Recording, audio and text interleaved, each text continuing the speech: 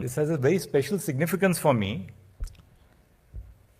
because I commenced my practice as a young member of the bar in the Supreme Court. My father had made an announcement that I will not join the bar and be in active practice so long as he was the Chief Justice of India, because he believed that wherever I joined, that court in that sense would be below the Supreme Court in hierarchy, which is what led me to 3 years of graduate education in the US, after which I returned. But on my return with an LLM and a PhD, an SJD as they call it at Harvard, I realized how uninitiated I was in the law. When I went to Mumbai, my first brief was given to me by a good friend to mention a matter before Justice Sujata Manohar. Then I asked him, I said, how much should I mark on the docket? Because you have these green dockets where you mark your fees in gold mohars in Mumbai. Each gold mohar is 15 rupees as opposed to Calcutta, where I believe it is 16 rupees. I thought I would be given a reasonable fee commensurate with my educational qualifications. But he told me that, well, ordinarily, a junior is paid 5 guineas for mentioning a matter. In your case, since you are being briefed for the first time by me, you can increase it to 6 guineas. So I had a fee of, a very, very royal fee of less than 100 rupees to mention a matter. That's where I began from. But I realized when I came to the Supreme Court to practice how uninitiated I was in the law. But I really learnt my craft at the feet of the greats of our own bar and on the bench in those days, to whom I have an eternal debt of gratitude. One of my first briefs was given to me by Mr. Praveen Parekh from Parekh and Company to appear in a land acquisition matter before Justice M.P. Thakkar.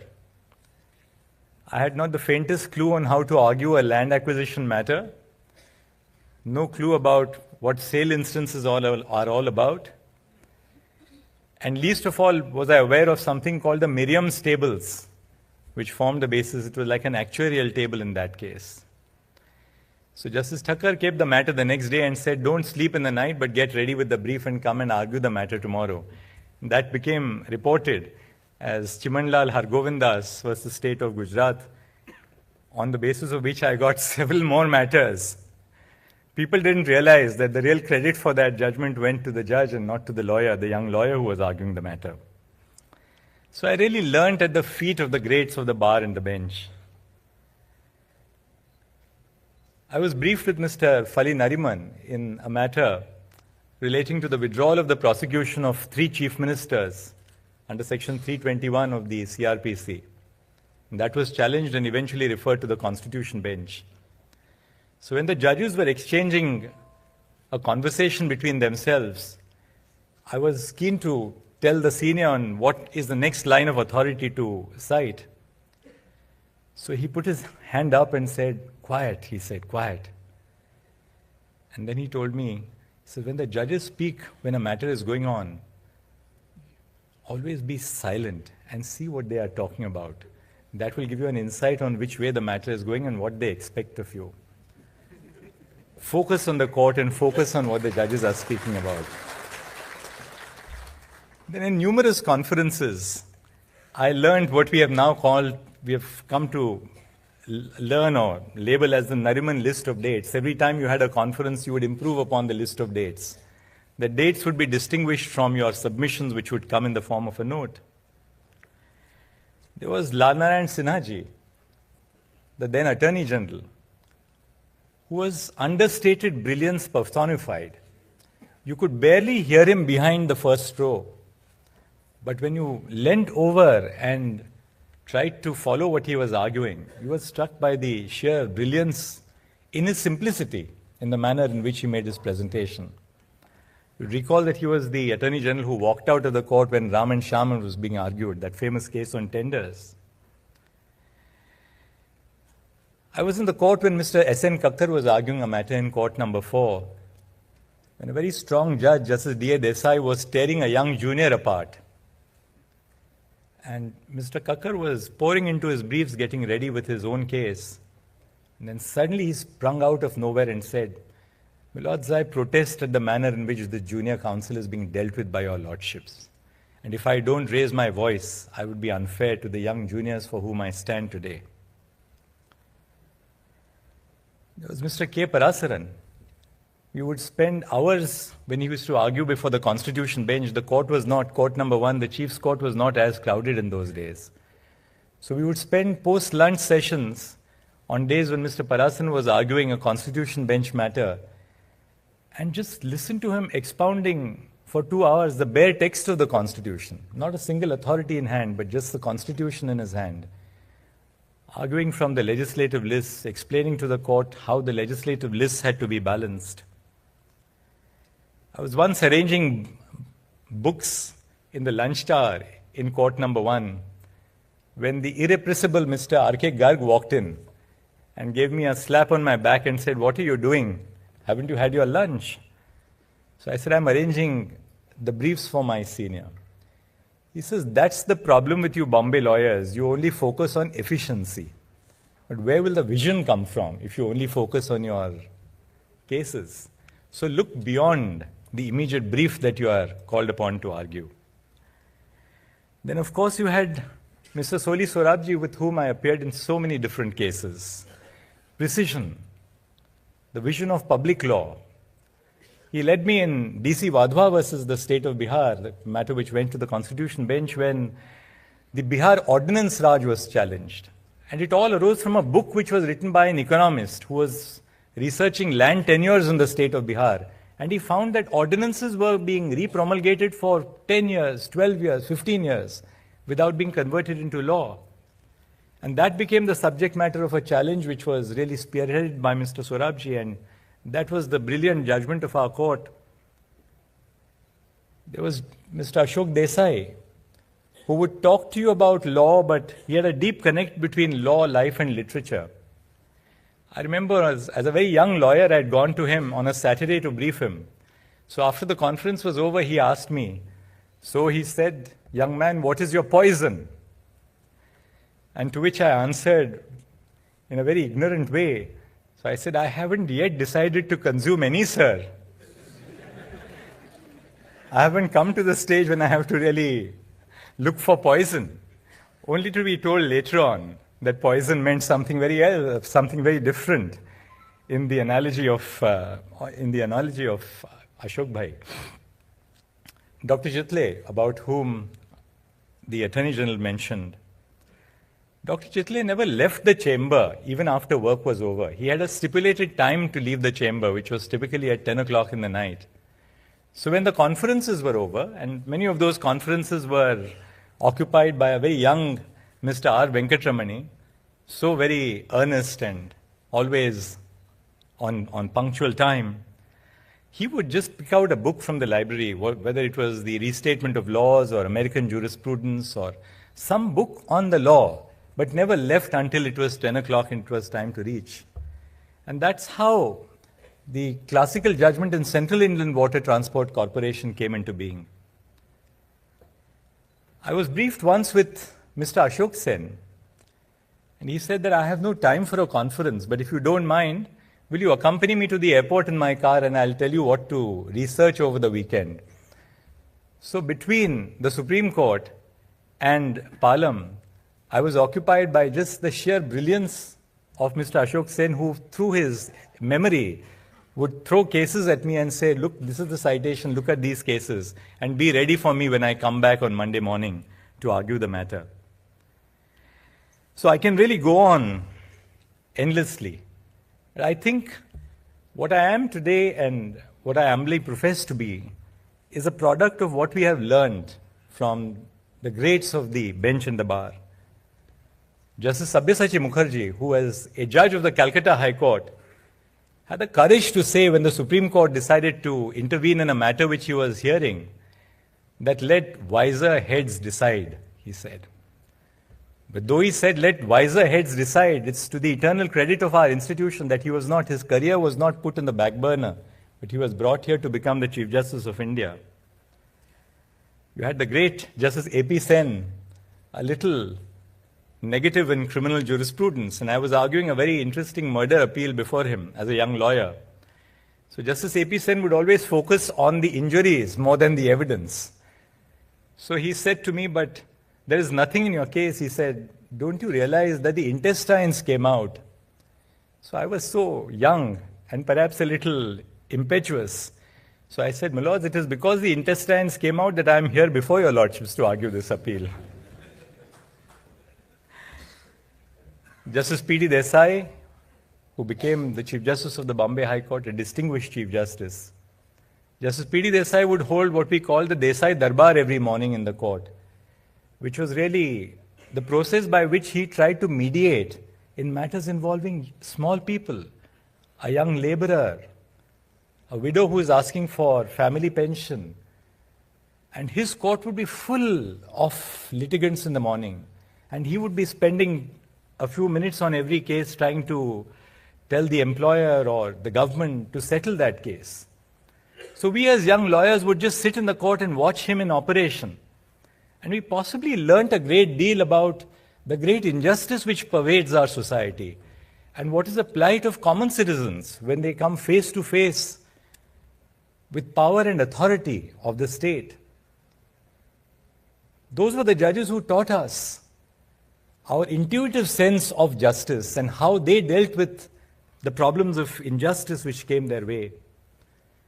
But we also learnt a great deal about the importance of integrity at the bar. I was arguing a matter before a division bench of Justice Mohta and Justice Junjunwala. You see Devansh there in the third last row, his grandfather. It's a very important case, very high stakes for a sugar factory. We had argued the judges were dead against us. I knew that they were going to be against us, and the matter was finally listed in chambers a day before Diwali. So Justice Mohta turned to me and said, Mr. Counsel, would you like to take your chance before some other bench? It was just a day before Diwali. Now we're not really keen on proceeding with the hearing. Would you like to take your chance and go before some other bench? So I turned to them and said, my lords, I'm totally satisfied that I have said everything that they had to be in this case. And I'm also conscious of the fact that you are dead against me on this case. But I said, I'll rest the case there. Please decide as you now would like to decide. I'm conscious of which way the case is going to go. So they looked at me and said, well, it's very gracious of you to say that, but I think we'll leave this and you go before somebody else. Now we don't want to take this and keep it parted because benches break up after Diwali. So we went before another bench after the court themselves released the matter. Before the new bench, we succeeded with a full refund of tax in that case, which also leads you to believe that all litigation has a certain degree of its own kundali, as many seniors have always told me in the court. I had a 1966 model ambassador in those days as a young lawyer, without any air conditioning, of course. And so many of the seniors whom I used to brief, many of them are here, would be driven by me and my ambassador to maybe the Commissioner of Central Excise or to the MRTP Commission or wherever. I would take longer routes if only to have a better conversation with the senior and pick up a little thing or two, some tips on the profession. From Mr. V.M. Tarkunde, who was a very distinguished member of our bar, former judge of the Bombay High Court who came here, I briefed him once in a matter involving the Delhi hawkers. It was sheer poetry to understand the way he thought in the conference, expressed himself in the conference, understood the plight of hawkers, and he developed a whole universe which we had not even thought of when we briefed him. And that led to the judgment in Sodan Singh versus the Municipal Corporation of Delhi. So I do believe that while we are as judges of the Supreme Court, we owe a great debt of gratitude to where we come from. Because can the river, can the rivulet, can the stream ever rise above the source? So I believe I'm just a stream coming from this great source of the Supreme Court bar of the Indian bar, which I have greatly learned from and continue to learn every day of my life. Every day that you are a judge of the Supreme Court, you are constantly reminded of how vast the field of knowledge is And in that sense, how much more there is to learn. Because you realize that no two cases are the same, so it's very difficult for a judge to believe that you know everything about a case or everything about a subject. Even if you have done 10 cases on the subject, there comes the 11th case which surprises you that you probably had made a very wrong assumption about the case. So I believe that much of the work which we do, or all of the work which we do, is a collaborative effort between the bar and the bench. When I was about to become a judge of the Bombay High Court, and a little reluctant to do that, in fact, I had walked up to Chief Justice Y.K. Sabharwal to tell him that, well, it had taken almost 3 years for my appointment to come. My late former wife was suffering from cancer, and we didn't know which way we were going. And I told him that, would you give me the liberty to now take my own freedom and leave the course of action which you have chalked for me? And he said, well, wait for a few months. But what really has been a part of my journey is this feeling of constantly being guided by others who are at the bar, of constantly being guided and shaped by others on the bench. And I think it's the same feeling which continues with me even today on the Supreme Court. I do believe that the Chief Justice of India, and for that matter any Chief Justice, even of the High Court, is what is called in Latin as primus inter pares. Primus inter pares, very simply put, means first amongst equals. My deep belief, watching Chief Justices in the Bombay High Court, being a Chief Justice of the Allahabad High Court for almost 3 years, is that first and foremost a Chief Justice is a judge. You can never forget the fact that you are a judge. And I believe that Chief Justices are either respected or they're not respected based on whether or not you do your basic function as a judge. There's an enormous amount of administrative work which you have to do as a Chief Justice. And I've been constantly told over the last few days that, well, cut down on the judicial work which you do and your propensity to cross time, only because you need to focus on administrative work. But I do believe that it's your judicial work which is the most fulfilling aspect of your life, and that's something which there can be no making compromises on. And that's the way I believe I intend to chart my course for the next 2 years. Having said that, I think it's important for me to realize that the office which I hold is an office which I hold in trust. It's an office which I hold in trust for society, for our citizens. And I do believe that each of my colleagues with whom I collaborate every day are as good or better than me, and their experiences of life are as good or better than mine. And therefore, I would be looking at my own colleagues to give me the weight of their experience. The judges of the Supreme Court who are drawn from the high courts bring to their work years and years of experience as judges, as Chief Justices of the High Court, and their collective experience and wisdom is something which we in the Supreme Court have traditionally not tapped. And that's one of the grievances, that's one of the critiques of many of our colleagues. And I believe I have to change that and depend more on my colleagues, draw out their experiences, because that experience will contribute to strengthening the institution. Likewise, our colleagues who have come from the bar, they have that freshness. We have become a little stale, we have become a little rusty, because even when I award costs based on what my scale of fees was. And sometimes when I award costs, I know that lawyers smile and laugh at me, that, this man is completely out of sync of what fees today are, as compared to what fees were when he was a judge, when he was a lawyer. So I believe that our colleagues who come from the bar bring this freshness about the bar. They have that connect about the bar. Justice Nageshwar Rao had, Justice Hindu Malhotra had, Justice Lalit had, and of course Justice Narasimha has. So this is this unique combination of the bar and bench which comes together in the Supreme Court. We have judges who have come from the district judiciary, like Justice Bela Trivedi, Justice Bhanumati before her, who have years and years and years of experience of handling the grassroots reality of our legal system. We are people who are drawn from the bar who are elevated at a lateral point much later in our careers. But we have looked at the district judiciary. We know what the conditions are because we have worked as administrative judges in the high courts. We have traveled to remote locations. We know what the realities of our districts are. As Chief Justice of the Allahabad High Court, I know that well, and we were discussing this yesterday when we were with the SCORA members. There are district court establishments in UP. When the prisoners are brought for the day's appearance in court, they are led by a staircase into a dungeon, but there's not even a light or a toilet, and they have to stay there the whole day. Those are the realities. As an administrative judge of Kolhapur, Justice Oak and I, we were administrative judges of Kolhapur, one of the most prosperous districts in Maharashtra.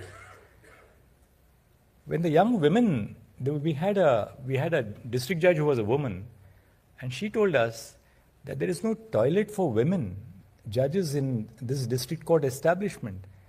And these young girls who are now who are judicial officers at the age of 25 and 30 and 35, they leave their home at 8:30 in the morning to come to the court, and they return home and can use a washroom only at 6 o'clock in the evening. And the district judges told us that, well, they don't go to the public toilet because they have to go past the under-trials who are sitting just outside the toilet, and they find it extremely embarrassing to use the public toilet. So these are some of the realities of the legal profession, of our district judiciary. And I do believe that we have to change. If we have to change, we have to change the face of the district judiciary first and foremost. I think we have fostered a culture of subordination. We call our district judiciary as subordinate judiciary. I make a conscious effort not to call our district judges as subordinate judges, because they are not subordinate. They belong to the district judiciary. I have visited district courts where it used to be conventional, not in Maharashtra, mind you. Maharashtra is very different. It used to be very conventional for district judges to stand when high court judges are having their lunch or dinner, sometimes even try and serve the high court judges. That speaks of our colonial mindset. And I would always say that, look, we will not have our food unless you sit on the same table with us and have your food. As administrative judges of the High Court, you would often have district judges who would come to brief you as Registrar Vigilance or Registrar Legal. They wouldn't dare to sit in front of you as a judge of the High Court. They would stand up and discuss the file with you. So we would go out of our way and say that, well, if you're not going to sit down, there'll be no discussion on the issue. Please sit in front of us and then we'll open the file. So a great deal has to be done, not only in terms of improving the infrastructure of our district judiciary, which is extremely important, for which we have to lay the foundation blocks today, but we have to also change our mindsets about how we, as superior court judges, look at our own district judiciary, how we perceive of them. You would find that a young IAS officer does not look at a superior with a sense of inferiority. They would talk on a footing of equality. But that is not so in the judiciary.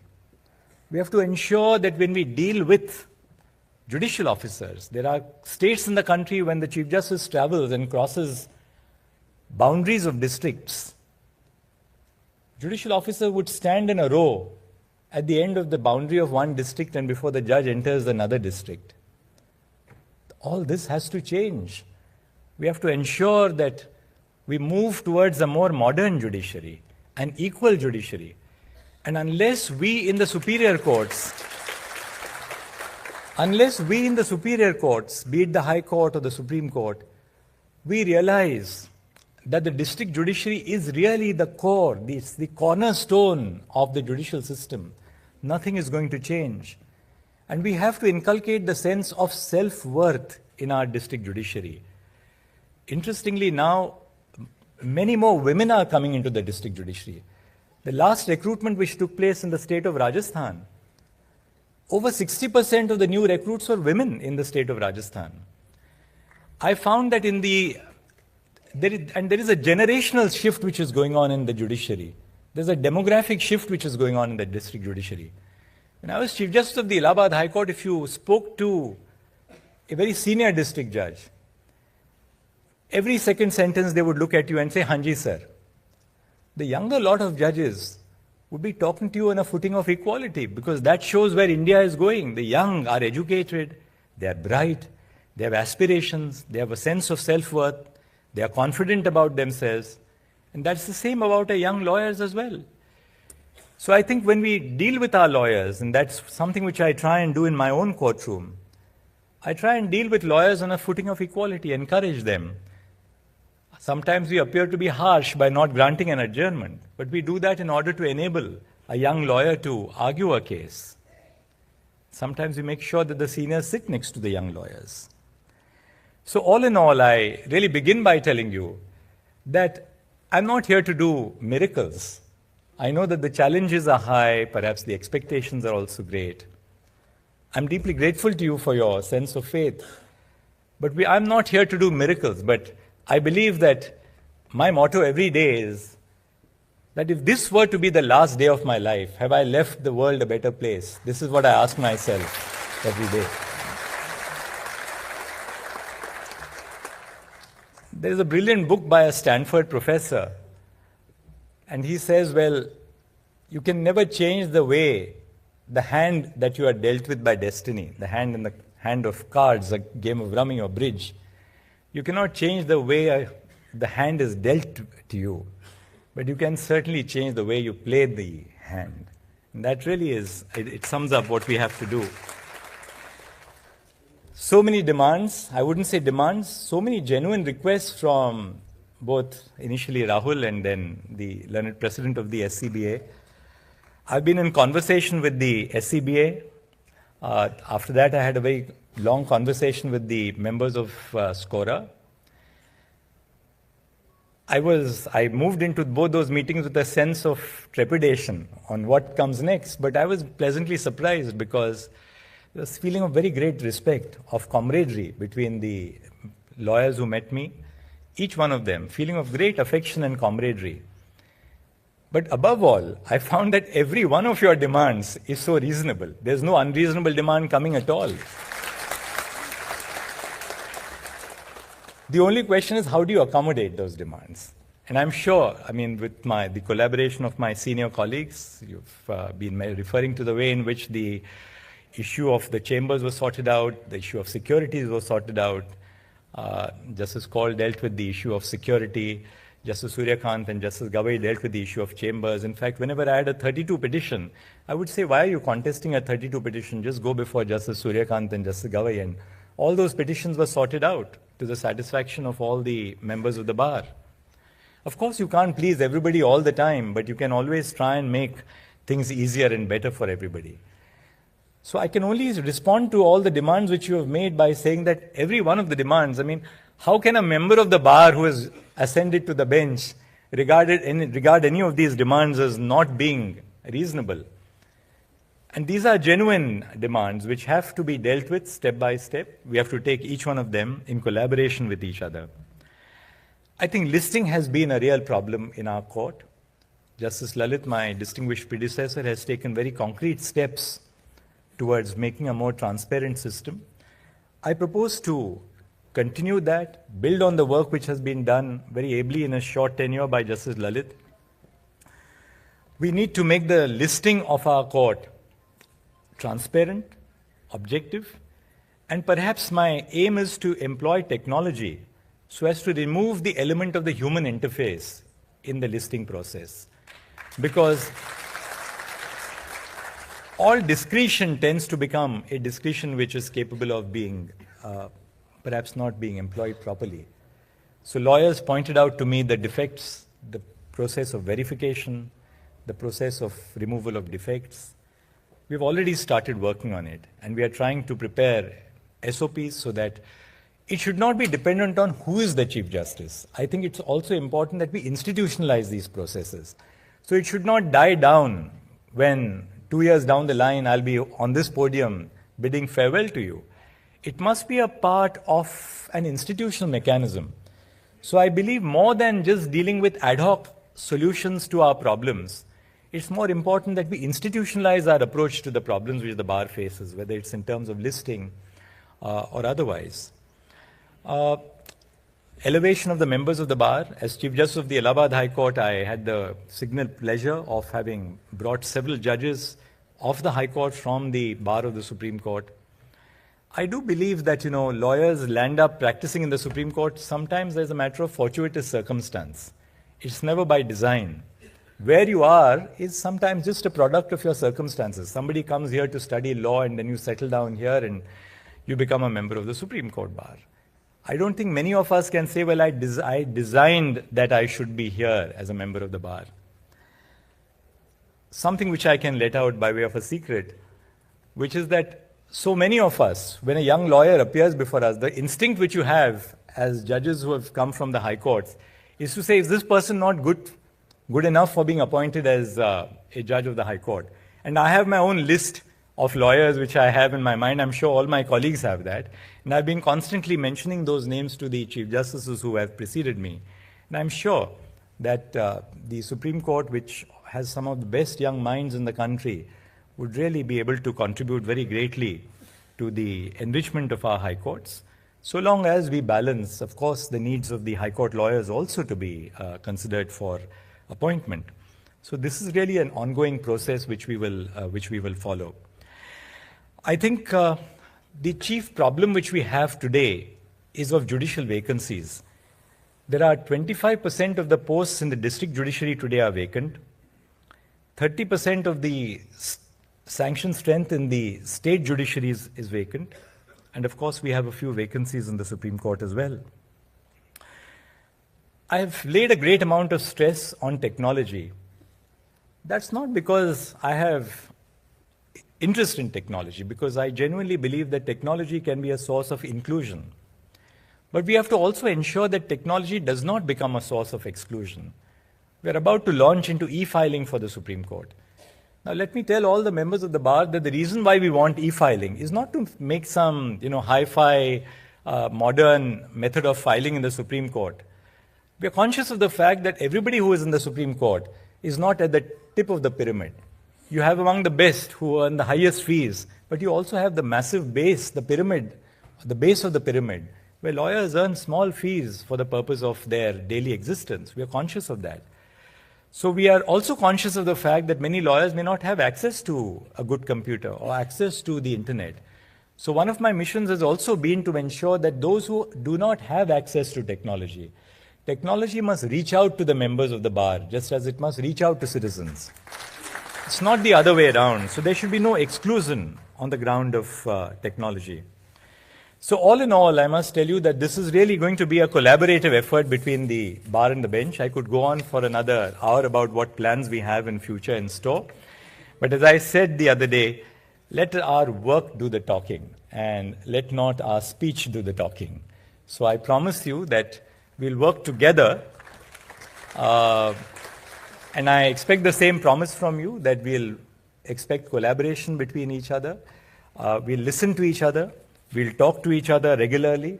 We'll be engaged in a dialogue with each other in the great belief and understanding that we are really part of one institution and we represent a common mission to deliver justice to our common citizens. I think I took a long time, but it's an emotional moment for me to come back to a bar to which I belong. And so you'll forgive me for my exceeding time. Thank you.